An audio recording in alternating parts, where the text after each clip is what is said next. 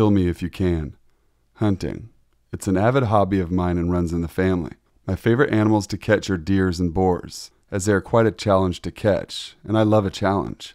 As well as general hunting, camping in the woods is therapeutic for me, as you're in nature's natural habitat, which can be greatly enjoyed when by yourself. Accompanying this are the type of people you meet while hiking. I've met people who shared their food and campfire with me, and some even hiked with me in the gorgeous wilderness we call the woods. But most of the time, it's your animal friends who accompany you while you're walking and camping. I wish this story was about all of the above, but things took a plummet for the worst, and this is my story. I had recently completed an assignment which I would like to describe as long-winded and quite boring, even though it was my favorite topic, human biology. Due to this, I decided to take a 5-day hike across a vast stretch of woods, brilliant for hunting apparently. As a hunting enthusiast, I decided to hunt for some deer and possibly some boars if I came across any. So I prepped up my water filter, packed my tranquilizer and hunting equipment, as well as my pop-up tent and some snacks high in energy, and took the 3.5-hour drive due to my destination. I was stoked and excited as I loved camping and hunting, as I could unwind around nature and overall enjoy the set atmosphere and woods provided. After what seemed like days behind the wheel, I arrived at what looked like an abandoned parking lot at 3:30 p.m., as all the bays were empty, and the ranger's office looked as if it hadn't been occupied for years. But I brushed it off, parked up, and began my hike. The place gave me a very uneasy vibe, as if the woods beyond the ranger station office were sinister in a way. I can't really describe what gave me this uneasiness, but I honestly chalked it up to the place looking abandoned and creepy. Either way, I headed onto the path and began scouting the area for animals. I've got to be honest, this set of woods was exquisite. The sun was shining through the trees, and the animals were up and active. And I came across a few deer, but no boars, unfortunately. Fast forward to 8:30 p.m. It was uneventful, to be honest, and it was getting pretty dark and gloomy now, as it's mid-November. Now I need to add that I'm quite a paranoid guy, as I was burgled at the age of 15, and all was okay in the end, but that paranoia of something or someone lurking in the shadows stays with me in the back of my mind when I'm out alone at night. Anyway, excuse the babbling. I then whipped up a fire, cooked up some marshmallows and warmed up some beans and ate away, minding my own business. After this, I decided to go for a late night hunt, as I did a 2-week course on how to hunt prey in the woods when it's dark, and I think it really paid off. 15 minutes later, I put the fire out as I was prepared to go on a late night hunt, but then my blood ran cold as ice, and my hands started to shake. I saw a silhouette of a person about 100 meters away from me. It was unexpected, so I internally freaked the fuck out. As well as this, I noticed a small pocket knife in their left hand, and it looked like they were crouching and stalking something, as they had their knife at the ready. I believe it was a man about 6 feet tall, and his back was facing me, so I believe that he didn't notice I was there, which I took as a godsend. However, it could just be another hunter like myself. After shitting bricks while watching this man for 5 minutes, he disappeared into the inky night, and I got over it pretty quickly, as I thought he was a fellow hunter like myself. I honestly wish that that was the case. Fast forward 1 hour, and it's around 9:45 p.m., and I'm feeling confident enough to go back out into the black wilderness and catch a deer or two, or maybe even a boar. I pinpointed where my tent was with a map and went on my way with my hunting equipment. 10 minutes later, I'm practically in no man's land, as everywhere around me was pitch black, but I knew what I was doing. I was stalking a deer which hadn't noticed me, and the deer was about 50 meters in front of me, plodding around the eerie woods. I grabbed my tranquilizer and placed the deer in my sights. That was when I heard twigs snap. My eyes darted, my legs went into jelly mode, and I jerked my neck to the source of the noise. What the fuck? A fucking silhouette appeared out of the tree to the left of me, about 50 yards away, and just watched me, not the deer, but me. The deer was long gone now, so it was just me and an unwanted guest. His size concluded to me that he was the same guy as before, 6 foot, roughly 200 pounds. He stared at me and I stared back, my body still as stone, but my sudden outburst of adrenaline was making me shake. I couldn't see his face as it was too dark. Fuck, what was he, a late night human butcherer? Am I not going to see daylight again? I just choked about it. Who's there?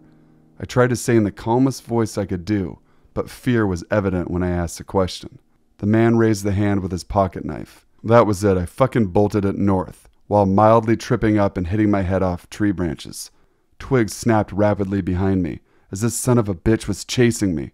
I looked back once and saw his vacant right hand brushing tree branches to the side of him, his knife gripped tightly in his left hand. I then realized that during it all, I dropped my tranquilizer. Fuck that shit, I can buy another one. I know I should have shot the guy, but it's amazing what one can forget when in a horrific situation, even if it is a gun. I wasn't going back for it. A ton of thoughts were going through my mind while I was fleeing. Why me? What does he want? Money? My food? What could it fucking be? That was when I honestly thought I pissed myself, as he then said in a rapid tone, "Isn't this fun?" He then had the goddamn audacity to start laughing in a patronizing way. I couldn't take it anymore. I sped up, and I'll tell you now, it's amazing what the human body can do when adrenaline and natural instinct takes over. I never ran so fast in my life. I made a hard right, dived into some bushes nearby quietly, and eventually lost the guy. I heard his footsteps go the opposite way, and it turns out that I went in a huge circle as I could see my tent only 50 meters from me now. I was fucking shaking and tears were starting to form, but I had to stay strong. I just had to. What would my father do in this situation? I tuned my ears into the inky darkness and heard nothing, and I saw nothing. I was not going to turn on my phone torch, as I'd be an open target. I checked my watch and it was now 10:30 p.m. I've been in the tent for 10 minutes now. I sat still in my tent listening to every small noise I could hear in the woods. Snap! I held in my gasp as I heard a twig snapping behind the tent, and with that accompanied a low, sinister voice. "You think you could run? I win." With that, my tent was being sliced open. The fucker popped his head in. He was fucking licking his lips and his eyes wide, locked into my eyes. "You lose," he screams as he pulls the knife out. Fighting, not my strong point, but the gym made me a pretty strong guy. So as he tried to stab me, I grabbed both his arms and fended him off from plunging a blade into my torso. I tried to disarm the fucker and he laughed during the process. I thought he was trying to intimidate me. However, I was ready to kill. Not a deer, not a boar, but a human. I restrained his left wrist, but his knife was inches away from going into my foot, so I stepped onto his right hand, pulled back on his left wrist, then snap. His left wrist snapped and he let out a blood-curdling scream. I had the upper hand and fucking took advantage of this. I got the knife from his distorted, shattered hand and gave him a taste of his own fucking medicine. I sunk the knife into his right hand and he screamed. I lay a few punches and I think I popped his nose, but I had no regrets. I grabbed my arm in pain as he made me bend it in an awkward position when he was on top of me when he first ripped the tent open. I honestly couldn't care about my injuries. He tried to kick me, but I punched him in the face until he was unconscious. I checked my phone and I had no service. Fuck, I panted. I picked up this fucker into a fireman's lift, and I remembered my way to the ranger's office, as it was exactly west from my tent. After an hour of struggling with a killer on my shoulders out cold, I found the ranger's station, and to my surprise, a young man around 20 was there. I collapsed to my knees as I explained the situation. As it turns out, the guy slashed my left bicep, but the adrenaline numbed out the pain. So when it wore off, I suddenly was in pain and noticed the laceration. The ranger called for backup, and they eventually arrived. I don't know how long it took. Fuck my belongings. I was not going to go back out there to retrieve them. The ranger offered to drive me to the nearest hospital in my car, and I did.